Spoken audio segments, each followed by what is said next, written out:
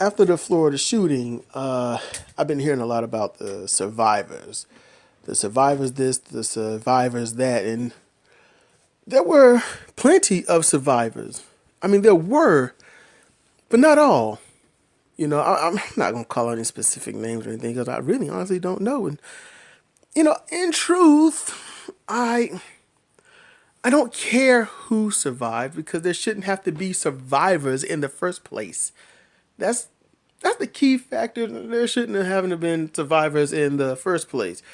But when you're a kid that stands in front of a door to keep the gunman out, you get shot a few times, everyone else is safe, and you're still called a survivor. Was the kid black? Just called a survivor? Because honestly, anybody else would have been called a fucking hero. There are people who are called heroes for simply getting the cat out the tree. There are people who are called heroes because they can play basketball. You know how many motherfuckers are playing basketball and this one motherfucker's your hero or a hero to so many millions, but why not everybody else? They can play basketball too. Firefighter, they're a hero. How? They ain't even left the damn building. But and then there are those that do go out and save lives.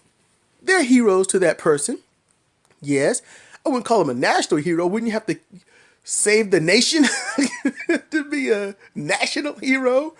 But I'm just saying, for these survivors in the school, there's a lot. There were hundreds, maybe thousands, depending upon the size of the school. Hundreds would be better. Okay, yeah. Sidra saying hundreds would be better. She's muttering. She's tired. She's folding clothes. Why am I not helping her? Because I'm holding the phone and she's not my hero. She ain't saved me from shit. I'm just kidding. But there were kids that were away from the gunman. They weren't even there. They weren't even around. I don't even know if they even heard the gunshots. And they're labeled survivors. They're called survivors. They're regarded as survivors. They weren't even in the gunfire. They weren't even on the dude's mind. Actually, the whole school was on this dude's mind. But they were not in immediate danger. That's the key factor. They were not in immediate danger. But the kids who were shot, the kids who were around, the kids who could have been possible targets in neighboring classrooms that the kid was most likely going to visit and shoot up, because all the kids were possible targets, but they weren't all survivors, if that makes any sense. Look. Now, see, just giving me this look. See, look, the kids were in the school. Mm-hmm. The dude went in the school, mm-hmm. big ass gun, mm-hmm. and started shooting mm-hmm. randomly. No, it won't random. See, he went to that school with a purpose. To kill people. Yes. Okay, so it's not like he had a list. I'm going to get Johnny, and then Billy, and then Susie, and then Allison. Okay, I'm done. Oh, I'm sure he had a...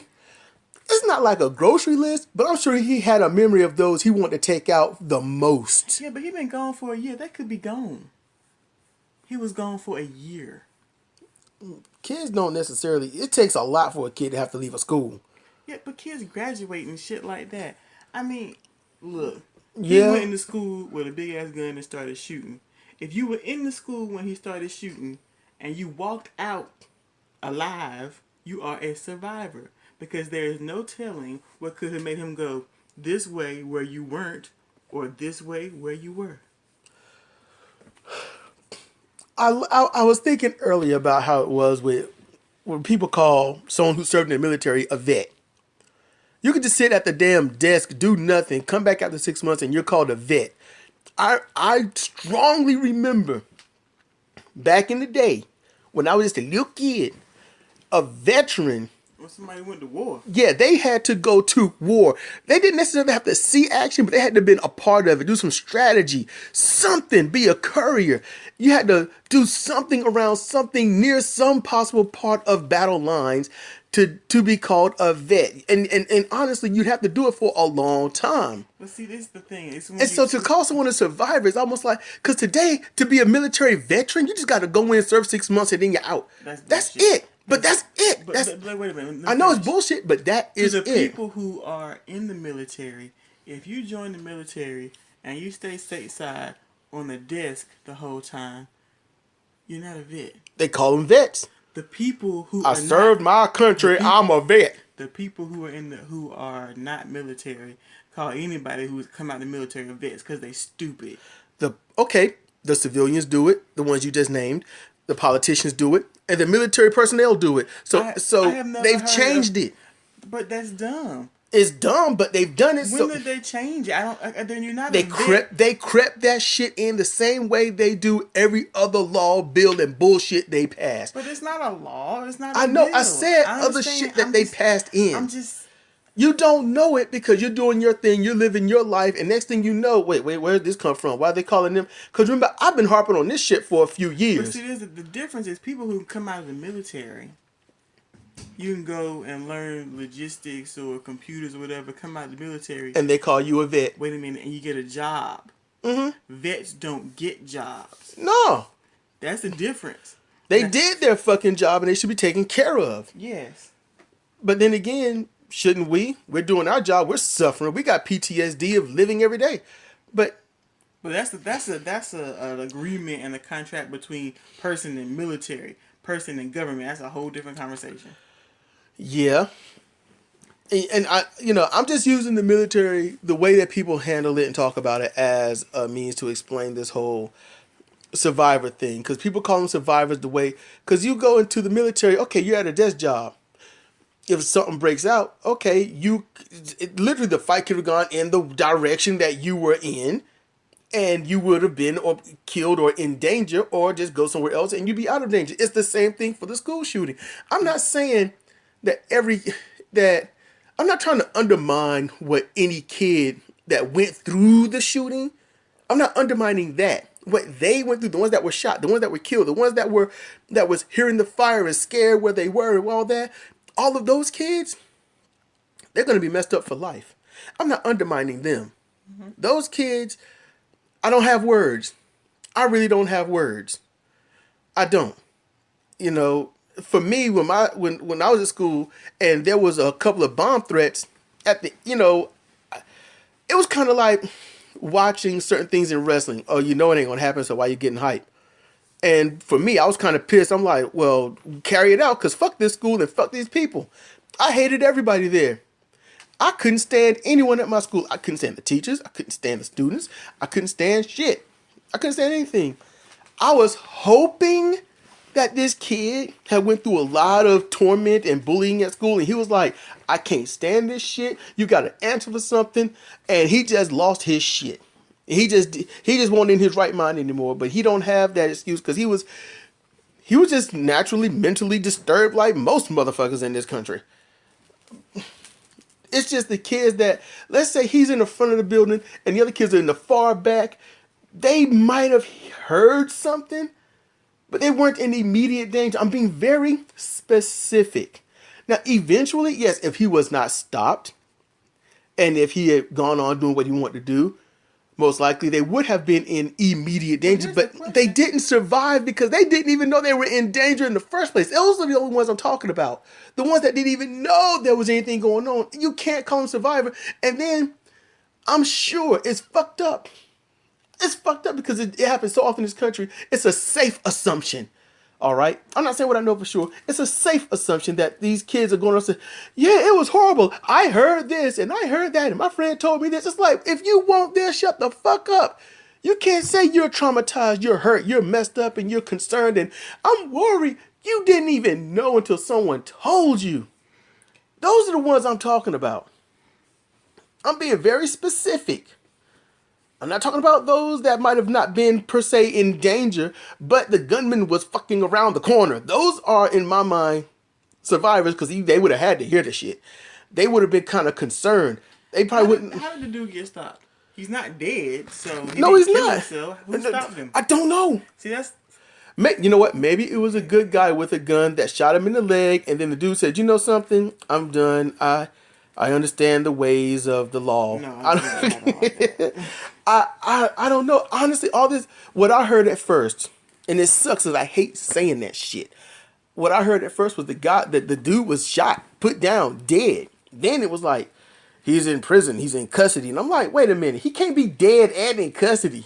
I mean, if he wasn't I mean, well, you got his corpse, and I mean, they did that when they shot that dude's dog on him and they put him in handcuffs. When they shot the black dude in the chest, killed him and put him in handcuffs. When they shot the white kid who was pumping his shirt like he had a gun, shot him in the chest twice, put him in handcuffs, and like, don't die on me, don't, what was you holding, Holding nothing, dumbass.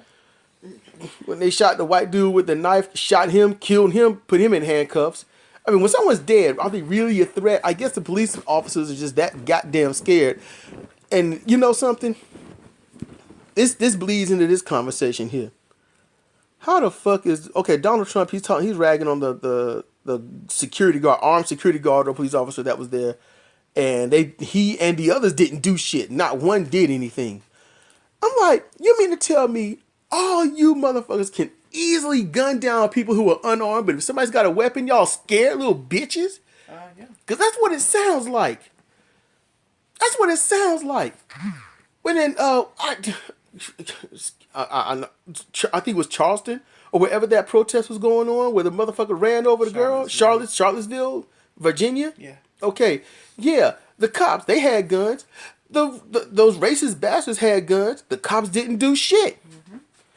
They didn't do anything. They actually protected the ones with the weapons because they were afraid of something jumping off and they getting shot. See, Second Amendment in action is when you have so many weapons, the cops know their fucking place and they don't go around shooting anyone just to shoot them. Problem.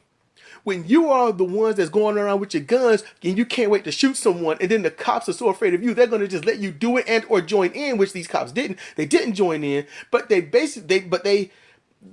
was working with them, okay? Because they didn't stop them. They allowed this shit. It was basically, it was aiding and abetting. What the cops were doing that would get anyone 10 to 15 years in prison. Anyone. So if you got a gun, if you are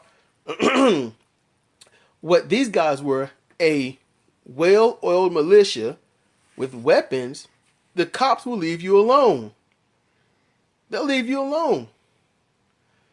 But if you are black and in a militia, then not only will the news publications turn on you, the cops are going to come after you, the politicians are going to come after you, and if they talk it up enough, everyone around you, the civilians are going to come after you. And they're probably going to, and then the FBI, the CIA, they're going to come after you too. Yeah. Because that's what they did to the Black Panthers. Everyone was after the Black Panthers. Everyone. And they eventually raided the home while they were asleep, 3 o'clock in the morning, and slaughtered them. It was a massacre. And by that time, they had gotten past the point where they were walking around with big ass guns. They were actually on the run at the time. They were just. So, is this what the deal is with cops? You got to be armed, heavily armed with an AR-15, white, crazy, out of your mind, and shooting up a school, and they ain't gonna do nothing to you? Do you got to be a crowd of angry white racists? And the cops is like, well, they got their Second Amendment rights. So, here's the thing. It's a racist country. It's a bullshit country. And as I've always said in a lot of my videos, this fucks it up for the non-racist white people. This fucks it up for the white people that just want to get along, live their lives, have everyone chill, be chill, and move to the future. That's what this do. And it's sad. It's sad that we live in such a pussy-minded country. I'm big and bad with my gun. I kill anybody. I dare them. I kill you when you're not looking. Kill you when you're unarmed. I kill you when I think I'm in danger because of the color of your skin and what I've been programmed to do and think. I will kill you because I've been raised and bred in this country to hate those that are not like, me. That mindset is fucked up. And this school shooting should have people addressing it 100%. But they don't. They are not addressing it. They are not. They keep trying to throw out the mental health and stuff. Man, the cops that go into the people that want to be cops and can't wait to shoot and kill someone, they got some mental health issues. Now, let me bring this up. Okay, so Trump thinks the bright idea is to give guns to teachers. The NRA was saying that, and Trump is agreeing. Arm the teachers. That way the kids will really be safe. So what's gonna happen when Miss Susie Homemaker teacher with her gun gets this unruly Jerome in her classroom? She's gonna shoot Jerome because she's afraid. He had eyes like a demon, and I was scared of him. And what if a active shooter does come into the school, and Mr. Jenkins, the gym teacher's got a gun when the cops get there? Oh well, he'll probably take the dude down. He'll put his gun down and he'll have his hands up, and the cops be like, come in there and shoot him. He was armed. What do you mean? He had 2 arms. We shot him.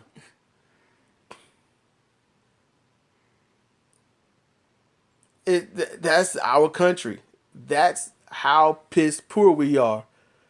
If Susie Homemaker or Becky, honestly, as most black people call Becky, Becky's. If Becky shoots a black kid that's just being unruly, like, I ain't doing my work, fuck this shit, I don't give a fuck about nobody, and she just shoot him, they'd be like, damn, Jerome got shot. Sorry. They'd be like, she was licensed, she was carrying a gun. He should have been smart and not. And honestly, black people all around the world would be like, yeah, she got a gun. What is wrong? Dumb ass down. Yes. If you can't, and I would be one of them saying, look, first and foremost, you should have sat your dumb ass down because it's the right thing to do. But then somebody's got a gun and you're too stupid to sit down anyway. You probably asked to be killed. You fucking stupid. That's where I would be. There are multiple levels to things, views and whatnot. I'm just saying, not all survivors are survivors. And not all, and in certain cases, not all mass shooters are actually murderers, because you don't know the circumstances in certain so far unfounded situations. Because honestly, if one dude if a town is pissed off at one dude and they're coming here with pitchforks and stuff, and he come out with his guns and he blasts everybody, in all honesty, can you really call him a murderer or a awesome self-defender? In that situation, yeah. Yes, like Frankenstein's monster. If Frankenstein's monster had a gun and mowed everyone down, the story would have ended differently. Yes, roll credits. Yeah. That's how that would have been. Oh man. I don't want to hammer this any longer than I have to. So do you think this is a good stopping point or whatnot? Yeah, I see. I think that is. All right, well, this is it was 18 minutes. So this is Cedric Kennedy and Sidra Owens. Tell us what you think in the comment section. I'm sure we done pissed enough of you off. Thank you for listening.